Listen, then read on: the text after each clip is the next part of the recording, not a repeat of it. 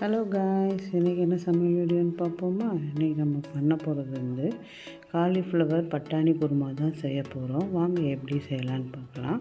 First ஒரு mixie ஜாரில் கொஞ்சோண்டு தேங்காய், 3 ஏலக்காய், 4 முந்திரி பருப்பு, கொஞ்சோண்டு சோம்பு இதெல்லாம் சேர்த்துட்டு நம்ம ஒரு ஃபைன் பேஸ்ட்டாக அரைச்சி எடுத்துகிட்டு வந்துடலாம்.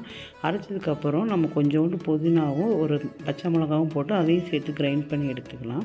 வாங்க இப்போ கிரேவி செய்ய ஆரம்பிச்சிடலாம். ஒரு பேனில் ஆயில் ஊற்றிக்கோங்க. நான் கடலெண்ணெய் சேர்த்துருக்கேன். அதையும் சேர்த்துட்டு நம்ம கொஞ்சோண்டு சோம்பு, கொஞ்சம் கருவேப்பிலையை போட்டு நல்லா பொரிஞ்சதும் நமக்கு பெரிய வெங்காயத்தை சின்னதாக நம்ம கட் பண்ணி வச்சுருக்கோம். அதை இதோடு சேர்த்துக்கலாம். சேர்த்துட்டு நம்ம பச்சை பட்டாணி நான் யூஸ் பண்ணிக்கிறேன். நீங்கள் காஞ்ச பட்டாணி யூஸ் பண்ணுறதுனா முதல் நாள் நைட்டே நீங்கள் ஊற வச்சு காலையில் நீங்கள் செய்யலாம். இப்போ நான் ஃப்ரெஷ் பட்டாணிங்கிறதுனால நான் முன்னாடியே உரித்து கிளீனரில் வாஷ் பண்ணி மட்டும் இதோடு சேர்த்துக்கிட்டேன். இப்போ சேர்த்துட்டு நல்லா கிளறி விடுங்க. ஒரு டீஸ்பூன் இஞ்சி பூண்டும் சேர்த்துக்கோங்க.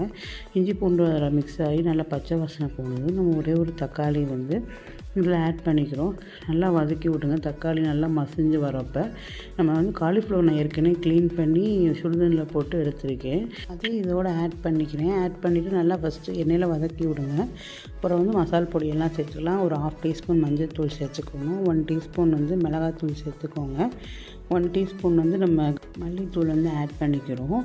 இப்போ ஒரு 1 டீஸ்பூன் நம்ம கரம் மசாலா இருக்குது பார்த்திங்களா, அதையும் இதோடு சேர்த்துக்கிறோம். சேர்த்துட்டு நல்லா மிக்ஸ் பண்ணி விடுங்க. நான் மிளகாத்தூள் 1 டீஸ்பூன் தான் சேர்த்துருக்கேன். உங்கள் காரத்துக்கு ஏற்ற மாதிரி சேர்த்துக்கலாம். ஏன்னா பச்சை மிளகா வேறு நம்ம அரைக்க சேர்த்துருக்கோம்ல, அதனால் உங்கள் காரத்துக்கு ஏற்ற மாதிரி நீங்கள் மிளகாத்தூள் அட்ஜஸ்ட் பண்ணிக்கோங்க. இப்போ நம்ம கொஞ்சம் ஃப்ளேவருக்காக சிக்கன் 65 மசாலா நான் வீட்டில் செஞ்சது போட்டிருக்கேன். அதே உங்கள் ஃப்ளேவருக்காக போட்டிருக்கேன். உங்களுக்கு வேணால் போடுங்க, எல்லாம் அவாய்ட் பண்ணிடுங்க. நல்லா தண்ணி ஊற்றி டைல்யூட் பண்ணிவிட்டு இப்போ லைட்டாக புதினா இலை மட்டும் கொஞ்சம் வாஷ் பண்ணி போட்டிருக்கேன். கொஞ்சம் ஃப்ளேவருக்காக நல்லா கொதித்து எண்ணெய் பிரிஞ்சு வரவும் நம்ம உப்பு சேர்த்துக்கிறோம். உப்பு செக் பண்ணிவிட்டு நம்ம அரைச்சி வச்சுருக்கோம் பார்த்திங்களா தேங்காய் பேஸ்ட்டு, அதையும் இதோடு சேர்த்துக்கிறோம். சேர்த்துட்டு நல்லா மிக்ஸ் பண்ணி விடுங்க. அந்த தேங்காயோட பச்சை ஸ்மெல்லாம் போய் நம்ம போட்டிருக்க அந்த பட்டாணி எல்லாம் வெந்து எண்ணெய் பிரிஞ்சு வரும். அப்போ நம்ம எடுத்து சர்வ் பண்ணிடலாம். இப்போ பாருங்கள் நல்லா மிக்ஸ் பண்ணியாச்சு. இந்த ஸ்டேஜில் லைட்டாக நம்ம கஸ்தூரி மேத்தி இருக்குது பார்த்திங்களா, அது கொஞ்சம் சேர்த்துக்கிறோம். அது கொஞ்சம் சேர்த்து நல்லா க்ரஷ் பண்ணி சேர்த்துக்கோங்க. சேர்த்துட்டு நல்லா பார்த்திங்களா எவ்வளோ குழம்பு கொதித்து எண்ணெய் பிரிஞ்சு வந்திருக்கு. அதோட கொஞ்சம் கொத்தமல்லி தழையும் சேர்த்துக்கோங்க. சேர்த்துட்டு நம்ம ஒரு பாத்திரத்தில் ட்ரான்ஸ்ஃபர் பண்ணிடலாம். இதை சப்பாத்தி கூட, தோசைக்கு, இட்லிக்கு எல்லாத்துக்கும் சாப்பிட்டா ரொம்ப டேஸ்ட்டாக இருக்கும். நான் இன்றைக்கி சப்பாத்தியோடு தான் சர்வ் பண்ணியிருக்கேன். பார்த்திங்கன்னா எவ்வளோ பார்க்கவே எவ்வளோ சூப்பராக இருக்குதுன்னு. இந்த ரெசிபி நீங்கள் வீட்டில் ட்ரை பண்ணி பார்த்துட்டு எப்படி இருக்குன்னு கமெண்டில் சொல்லுங்கள். என்னோடய சமையல் வீடியோ பிடிச்சிருந்தால் லைக் அண்ட் சப்ஸ்கிரைப் பண்ணுங்கள்.